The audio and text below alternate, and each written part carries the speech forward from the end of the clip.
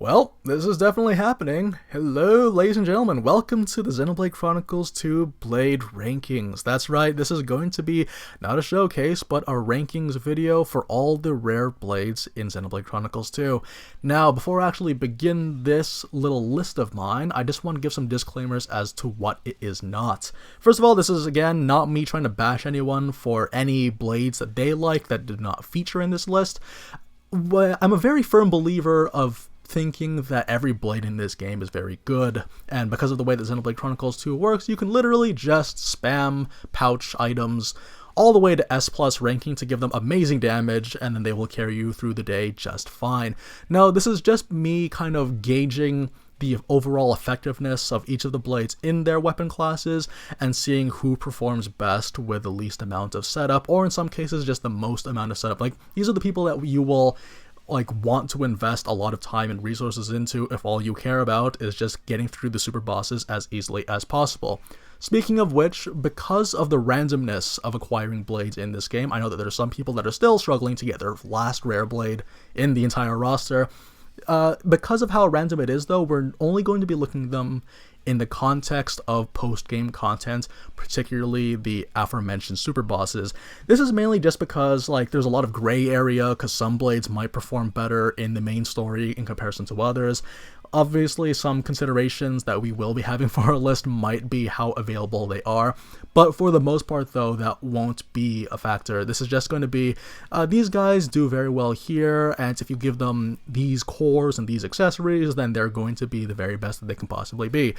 As well, I just want to give a little disclaimer that, just like with the Fire Emblem Warriors tier list that I made a couple of months ago, because of the plans for DLC for this game, there's a very real chance that this entire video that you're watching right now is going to be absolutely obsolete in that time frame. So yeah, kind of just take things with a grain of salt. Just look at it from the context of February, early February. I don't know when this is going to air, but yeah, early February, this is the context of it. I'm imagining that there will be some rare blades that might actually outclass most of the blades that we see here, and I can't wait to see if that happens, though. So yeah, this is going to be the list. This is just the culmination of all my experiences, builds that I have found on the way, and this is kind of just me sharing to you guys, because you guys might want to work towards these ones if you're kind of just twiddling your thumbs wondering what to do next in your adventures in all rest. So we're gonna go ahead and let's get this started. So to kick things off, we're going to have a look at the Shield Hammer weapon class. Now, the funny thing about this particular one is that I personally have had a very lukewarm reception to the Shield Hammers. This is mainly due to the fact that the party format of Xenoblade Chronicles 2 has mainly characters that specialize in being either attackers, healers, dodge tanks, whereas the one face tank that the Shield Hammer is supposed to be is restricted to using only their own exclusive blades. That being said, though, the cost of the Shield Hammer is kind of upended by the fact that they have the highest block rate in the game, and that's what makes for a good Shield Hammer. So in my mind, the very best Shield Hammer in the entire game has to be Cassandra. Cassandra is one of my favorite blades in the entire game. I mean, just look how cute she is. No, in all seriousness, no, the whole thing about the Shield Hammers and comparing them to each other is that she edges them out just due to the fact that she gets to be the most versatile out of all of them. There are 4 Shield Hammers in the entire game, and out of those 4, only 2 of them have access to 2 aux core slots. So this means that they get access to the potent shield, ultimate shield, and block rate up combo. Very, very good stuff. Unfortunately, if Electra had access to this, I think that Electra would have been the best one, but because of the way Cassandra is, the fact that she has passives that give her additional damage to the people that are attacking her, as well as gradual aggro increases as the battle wears on, she's able to hold on to aggro really, really well, and as an added bonus, she also is not rare. This means that you actually get to find her from a side quest. You don't have to go through a very random process of RNG breaking 9,900 cores in one night. She actually gets to serve her purpose very well, especially in comparison to Godfrey, who kind of lacks those passives. I mean, that's the thing though. Cassandra, she does extremely well just due to the fact that she has extra damage. She also has a cool passive that kind of works as a bit of a crit heal, where she actually can heal back damage based on crits. That being said, though, the Shield Hammer class doesn't have very high critical rates, so you probably won't make much use of that as like as often as you would like, but still it is a cool bonus considering that she is a tank. She has a huge HP modifier that you can make use of, so really like having innate crit heal is pretty cool on a tank overall.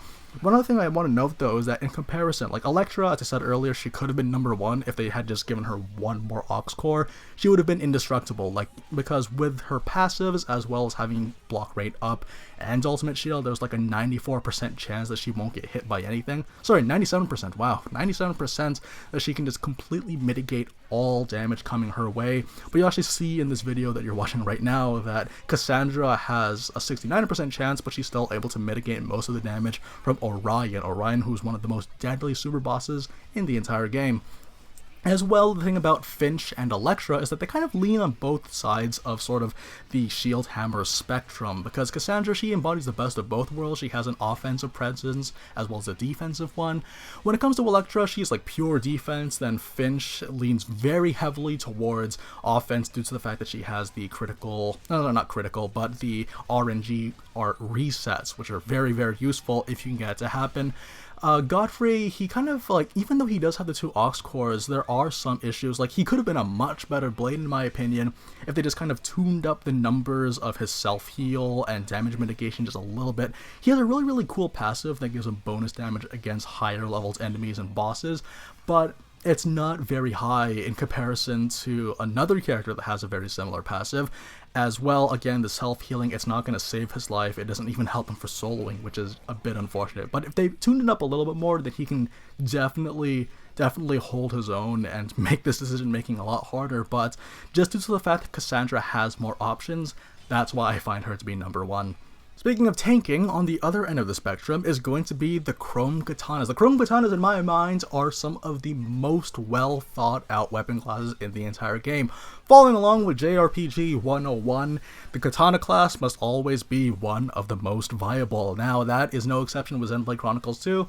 And the thing about the Chrome Katana class, though, is that there's actually no such thing as a bad Chrome Katana. They're all very, very strong. Really, this is going to be more of a flavor choice than anything else, but I've decided to go with the one that gives you the most damage, and that is going to be Theory. Theory, even though she doesn't have the massive damage ceiling as Percival, or not even necessarily the insane avoidability of Aegeon, but due to the fact that she has her passive that increases damage to people attacking her by 50%, which is something that you should be having anyway because you are the tank still, technically, she has very easy access to damage. Not to mention that due to being an ice type, she gets access to her, you can spam 2 level 2 specials and then have the third phase be either a dark or earth. That is 2 easy orbs that she can easily attain, and the build that you're seeing right now, it has the increase aggro from her specials and driver arts. That being said though, if you want, you could replace that with criticals just because Chrome Katanas have a very sizable critical rate to work with. So that's kind of the thing though. They're kind of like the polar opposites of the shield hammers, not in that they are less tanky, because they have very, very reliable damage mitigation through their evasion skills. Rather, it's that they have a very versatile approach to anything. Like I said earlier, there's no bad Chrome Katana. You see that Theory is more about the reliable aggro damage. Percival really benefits from having fights with a lot of adds or weaker enemies in them. Aegeon has a huge focus on evasion, while Newt can function as the face tank with the occasional evasion. They're all quite good, but I find that Theory kind of just takes the cake due to the fact that she can reliably access the damage and still be able to survive exceptionally well. Now currently I'm using a crit heal build. You actually notice that I'm using crit healed builds a lot, but Theory in my mind benefits the most from it due to the fact that her level 2 combo has a bunch of hits that she can use. She can easily build up meter or party gauge with that one as well. Very, very useful overall, and just like Cassandra, you can obtain her through a side quest. Now obviously her side quest is a little bit annoying to deal with, considering that you have to get her sister's affinity chart almost half full, but I'd say Theory is definitely worth it. Like I said earlier, no such thing as a bad Chrome Katana, but Theory does edge them out a little bit. Like I said earlier, you could replace the aggro art increase with the critical up, just in case you feel that it's kind of already difficult to sort of maintain aggro. But if you are already good at doing that, then the critical up might be the thing for you. Just give her a little bit of an extra edge. So yeah, that basically does it for the tanking classes. Now we're going to be looking at the healer classes, and the thing about a healer, what makes a good one, is basically how easily you can keep them alive. These are the very user-friendly kind of blades, and the more user-friendly the better, I find. The more reliable they are, whatever little gimmicks that they have that let them mitigate damage further, if that's what they're able to do, then really that's kind of what constitutes a good healer in my mind. Someone that can potentially carry you through any sort of scenario with as much safety as possible. So we're going to have a look at the Bitball. Bitball is a very interesting class, but I find, and I think a lot of people would agree with me on this one, that Boreas is the best out of all the Bitballs. This is mainly due to the fact that in addition to all his increased healings, especially if you put him on Nia, he does have the healing circle. What makes him so special is the fact that in any fight with a bunch of adds, he does have the special tasty snack passive. This means that the entire party gets a huge buff to their HP whenever an enemy dies on the battle. It's extremely useful. You can find a lot of utility with that, and his defensive utility actually increases due to the fact that he has the Twang passive. This means that anyone that attacks the healer, if ever you get aggro, is going to get knocked back. It's quite useful. It doesn't work on the super bosses, but it definitely is useful if you find yourself getting swarmed. He's very good for all those situations that have the little guys in them, and even then, he's no slouch in single target damage either. As you can see over in the Ox Core build, we do have the increased damage for the level 3 special. The more damage you do with a level 3 special, the more healing you will have for the entire team, and it's the perfect way to cap off making a Wind Orb, just due to the fact that you're going to essentially just reset the amounts of HP that has been lost over the battle. Very, very useful stuff, and also Boreas takes the cake as the best or easiest blade to fill out the affinity chart. He's extremely easy to do. As long as you have a lot of money to burn, you can easily fill out his charts with little to no effort. As long as you can farm the money. I do have a money farming video if you guys are interested, but that's kind of the thing about Boreas though, is that part of what makes him so good is that not only does he have a lot of amazing abilities and passives, they're accessible within like the first 15 minutes of actually getting him, and that's just the best possible bonus that you could ever think of. Now, in terms of the runner-up, I also was thinking of Dahlia. Dahlia works very differently in comparison to Boreas. While Boreas is all about the defensive utility and healing, Dahlia, while she does have some good, reliable healing, she also has a very unique set of passives that revolve around chain attacks, and you may want to consider using her instead. Or actually, you know what though? They are both wind and ice, so you can actually put them both on the same driver for some really, really useful effects. This is mainly due to the fact that her passives, again, like I said earlier, they revolve around chain attacks. This means that whenever she does attack an orb, it'll hit the other ones, and depending on how powerful the hit was, so if it was like a super effective hit on a wind orb that you attack, then the two orbs beside it will also receive the same amounts of damage. This is extremely useful, especially if you have her in tandem with Ascended Mithra. This is going to be like, I think, an instant full elemental burst in the first 2 cycles. Is very, very deadly stuff. Not to mention, she also has a passive increase to critical damage on the chain attacks. I mean, really, they're both extremely good in their own way. Boreas, he's more of a healer. I'm kind of just ranking these guys more on whatever role it is that they were initially designed for. But for more of an offensive presence, Dahlia is definitely worth considering as well. They're both very, very good, but for the best healer, Boreas. Definitely Boreas.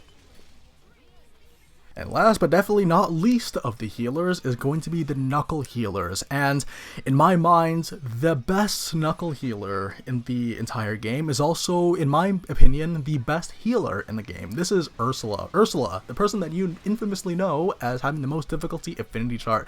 It's a very huge contrast in comparison to Boreas, but hear me out here, you will actually see this in the footage right now.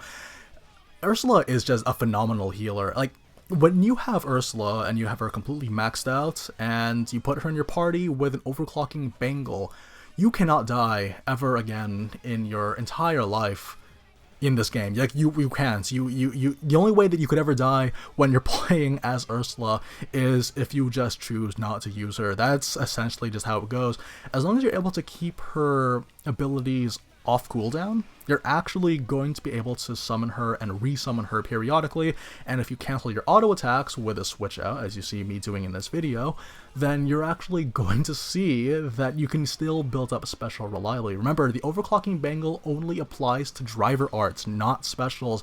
This means that she can still reliably build up orbs, and due to the fact that she's an ice type, she can build up dark and earth by herself, but she can also just help the whole party tank any attack whatsoever. So really, you can just play completely safe the entire time, while your other party members, or all your party members rather, can have like titanium vests with maximum HP, and she will carry you through the day due to her passive that upon switching in, she will heal them by a whopping 60% with very little to no cooldown. Every 2 seconds she can do this. It's the most broken healing mechanic in the entire game. I really hope they don't change it. She is, in my mind, the best healer in the entire game. But in terms of the runners-up, the Knuckle healer class is actually quite contested, and they're all quite good though. Like, Nim is very nice because she does have the nice fusion combo team heal thing going on, not to mention her combos 1 and 3 are full party heals, which is quite nice. As well, Adenine, while Adenine isn't a very powerful healer overall, she has the irreplaceable passive that helps you farm for rare items and cores. A very good passive overall. I highly recommend giving her a gold chip, but if you want pure healing, look no further than Ursula. Ursula, while having the most annoying affinity charts, is well worth it, because as soon as you max out her affinity chart, you won. You can't die. And really, isn't that what healing is all about? I mean, come on. At long last, we finally make our way towards the attacker blades. So there are 3 attacker blades overall: the Mega Lances, Great Axes, and Ethercanons, and we're going to start off with the Lances. And I'm pretty sure most people will agree with me on this one, but in my mind, the best Mega Lance is going to be Veil. Veil is... it's pretty clear to see why I would consider her the best. Now, the thing about the Mega Lance class is that overall their damage output is fairly average. They're meant to just mainly just be all about the auto attacks, have decent damage with the specials, sure, but there would be plenty of better options. Like, why would you use a Mega Lance when you can easily just use a Great Axe, so on and so forth. But the thing about Veil is that she really stands out due to the fact that she just has an absurd damage potential. Like, if you look at her Violence Machine passive alone, its ability is essentially a damage increase to 300% based on how many specials you can pull off. No matter what level it is, the damage cap is going to be the same. It's just that the lower levels mean you have to use more specials in order to reach that. When you have it maxed out, you just need to do a special 6 times in a row and you win. Not to mention that if you attack an enemy from the side, that is an additional 100% damage. So basically, it just boils down to 6 specials from the side, and then you were off to the races. Veil is an extremely potent force, and if you were to get her at the beginning of the game, I realized that, yeah, the whole point of this little list of mine is to be about post-game content, but I'm pretty sure that it's instant win if you had her early on, just due to the fact that you can build her up quickly. Dark elements are quite nice because they can stack upon themselves to create their own orbs, but honestly, you don't even have to worry about that as much. Like, she just has a huge damage potential at very little setup. Like, there is a bit of a warm-up period, sure, but she can reach that really easily just by spamming specials. In terms of the runner-up slot, I actually put Wulfric, and it's not that hard to see why. Wulfric is a fantastic unit, and absurdly powerful as well, if your team is focused on driver combos, especially if you have them during topples and launches. However, because we do like to focus on super bosses for this particular video, we won't be able to do that as often. Like, it is possible, you can use driver combos on super bosses, but for the most part, though, like, you would actually have to facilitate that and build a team around that core mechanic. But when it comes to being a solo fighter, or just from being independent, then Veil is definitely your go-to gal. She has so much damage, and that's kind of just the reason why I would put her at the top, is because with any of the offense classes, there's not very much you can do in the way of versatility, like with the Chrome Katanas, for example. It's all about those big numbers, and Veil reaches that the quickest out of all the lances. Okay, let's talk about the Great Axe. You guys knew who this was going to be. The very best Great Axe is Zenobia. There's no questions about it. Zenobia is not just the best Great Axe in the entire game, but one of the best units in the entire game. Part of what makes Zenobia so good is just due to the fact that she is a Great Axe. The Great Axe is a phenomenal moveset due to the fact that they have an innate critical recharge. This means they lend themselves very well to any crit heal build, and it's just a really fun way of approaching fights, just because when you have the critical hits on them, you're able to reset indefinitely. She kind of works as sort of like an alternative Mithra, in that you can just keep canceling the same recharge attack over and over and over again until you can get your level 3 combo, switch to whoever you need to create an orb, and then switch back to Zenobia for some more face tanking. It's extremely useful what she's able to do, and the icing on the cake is the fact that she has boss damage and extra damage against people that are higher level than her. Due to the fact that we are focusing on super bosses, this applies all damage increases on any of these enemies, because the lowest level super boss is level 100, which is still going to be one level above the max. Very useful stuff. There's not very much else I can say. She's the kind of character that does not, like, she needs no introduction. She kind of speaks for herself. Very powerful, especially that level 3 combo. Level 4 combo is really good too. In terms of the runner-up, it's going to be Dagas, and it's not necessarily because he is, you know, that much weaker than her. He actually has very nice utility with the Kaiser Zone. The Kaiser Zone increased the damage of all characters on the field by 120%. That's very useful, and honestly, why not just have Zenobia and Dagas on the same map, and you have all this critical damage going around and an additional damage. It's quite nice to just have these little combinations, and quite fun too. But yeah, Zenobia, one of the best units in the game, alternative Mithra. Like, that would probably be the best way to describe her, just the alternative Mithra. While Mithra has all of her nice abilities, Zenobia does essentially that, but with just one move, but with more damage, and really, that's just like, what more can you ask for? You get that feeling of just bringing the axe to your enemy's face and going to town on them. Really cool stuff. But yeah, that's gonna be the best Great Axe of the entire game, you guys. And now, last but definitely not least, the most infamous out of all the classes of Xenoblade Chronicles 2, Ethercanons. Ethercanons are a very potent class in the entire game, and they're considered the very best, the cream of the crop in terms of sheer damage output. And it's actually going to be very funny, because the margin for first place, second place on this little list of mine, they're actually quite close together. So really, in all honesty, whoever's second place or first place doesn't really matter. They might as well both be number one, but for me, my pick is going to be Herald. Herald, you can get her fairly easily. You don't have to worry about RNG to get her, unlike KOS-MOS.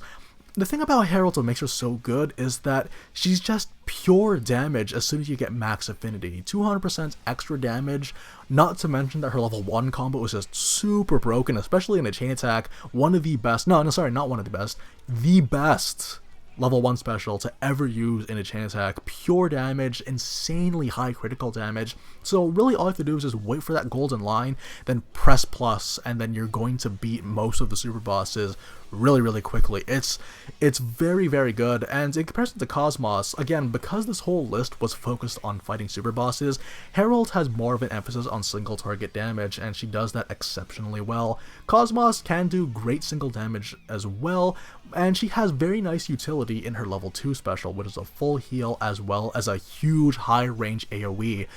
They're both very good, but honestly, the best way to bring out their potential is to pair them both onto different drivers. That way, you can actually combine both their powers in a level 1 special on a chain attack. You can do insane amounts of damage. You can chunk most of the super bosses in half just by using these two guys, but really that's basically what it boils down to. Honestly, like the standard, like the golden standard for sheer damage output in this game, you don't need to worry about tanking, you don't have to worry about healing. Just have these two guys, as well as any offensive blade of your choice at the forefront, and then build up the meter, press plus to win the game. They're both extremely good. Herald always slightly inches out KOS-MOS due to the fact that she has raw damage, but they both are functionally the same, in that you just have to wait for that golden line to appear, press plus, and win. There's not really much else I can say about it though. But yeah, that basically is it for today's list. I mean, honestly, they're all very good. I know I said this earlier, but it's worth repeating. I find that every blade in this game has potential to be amazing, and honestly, it's kind of like with Pokemon. Like, you just find your favorite and then you play the most out of them just because it's fun, not necessarily because they're the most viable out there, but just because they're people that you enjoy seeing, they're people that you enjoy laboring over, whether it's through spamming pouch items or building their affinity charts. And that's kind of how it is with Xenoblade. I cannot wait to see what we can expect for DLC in the near future. It's going to be a lot of fun to see what new stuff they have. Hopefully they're not super rare. I would kind of hate it if they're super rare. It was a nightmare unlocking all the blades, and I know some people that are still struggling to do that today. But for those of you guys that are, seeing these guys, you'll actually notice that most of the people that we featured as being the best of their classes, they tend to actually be non-rares, or non-randoms rather. They're all rare, but they're not random, like, Cassandra, Theory, Herald. So that's one of the things too. Like, if there are blades here though that you see and they are actually randomly generated, don't lose heart. Like, they will appear eventually. It is just a matter of frequency. That's all I can really say for advice when it comes to people that are asking how you can get the rarest blades in the game. It's just frequency. Farm up, put on a video, put on a movie for all I know, or a podcast, and just go to town on the farm. And then just open up maybe 100 every night. Don't just pace yourself. That's all I can really say, but all these blades are fantastic. They look so cool, amazingly designed, and very unique concepts that even though they all share, or most of them can share weapon classes together, they have little passes, little differences that make them stand out and feel uniquely their own. But yeah, that's going to do it for my ranking video. Again, most of these are going to be subject to change when the updates start rolling in the coming months. But until then, though, I hope that you guys can kind of use this as a resource for things that you guys can work towards. I have all the builds in the video right now, and most of the accessories are pretty self-explanatory as well. Most of the time I just use World Tree drops, overclocking bangles, burst symbols, and optical headbands. Not very much in the way of variation, but yeah, guys, have fun with the blades, and I will see you next time. Take care, everyone.